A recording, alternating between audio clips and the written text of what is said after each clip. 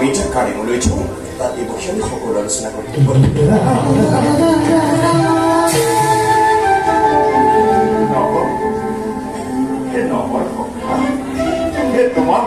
তোমাৰ হাইখান পৰ জীবন বাসনা আছে সেয়া জীবন সংসাৰ সম্পূৰ্ণ হ'ল সখা তোমাক আৰু মই আমনি নিদিওঁ মই যি বাসনা লৈ এই দ্বাৰলৈ আহিছিলোঁ সেয়া যেতিয়া মোৰ পূৰ্ণ হ'ল তেতিয়াহ'লে মই স্বস্থানে গ্ৰহণ কৰোঁ মোক বিদায় দিয়া মই নুবুজিলোঁ সখা তোমালোকৰ অৰ্থ কি কোৱা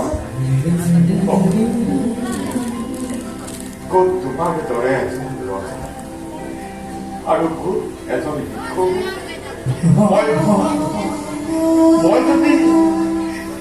মই যদি এই অৱস্থাৰে তোমাৰ ৰাজসভাত উপস্থিত হওঁ তোমাৰ পত্নীগণ আৰু প্ৰজাগণৰ সন্মুখত তোমাৰ মান হানি আৰু তোমাৰ মান হানি হলে মই বাৰু কিদৰে সহ্য কৰিম কোৱাচোন সেইকাৰণে কৈছো মোক বিদায় দিম তুমি কিন্তু সেই পূৰ্বৰ দৰেই সৰল হৈ আছা তুমি কেনেকৈ ভাবিব পাৰিলা তোমাৰ আগমনে তোমাৰ মান হানি হ'ব বুলি বৰঞ্চ তোমাৰ পদধূলি পাই জনকার ধূলি কণা পর্যন্ত আজি মান বাহির হত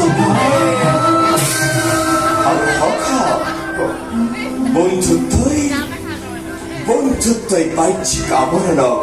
নশ্বই নিধিক তথাপি তেনে ভক্তি কদাপিঠ নানিব পাৰ বলা আমি ঠিকাৰে কৰিছো একমাত্ৰ তোমাক স্বাগতৰ বাবে